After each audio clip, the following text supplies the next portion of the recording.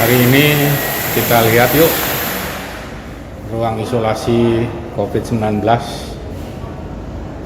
di Rumah Sakit Bali Mandara yang baru saja selesai dengan waktu kurang lebih 14 hari.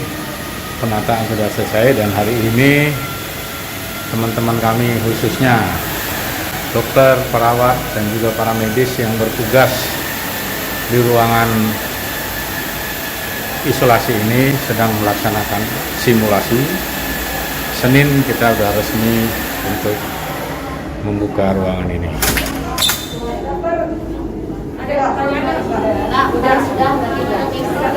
Ini Bu Dokter Vivi.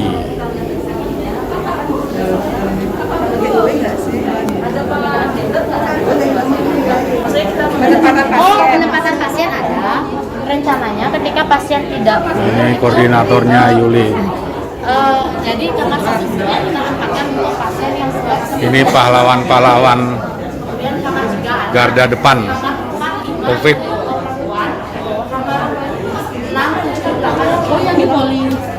Semangat semua ya. Sekali lagi bilang semangat.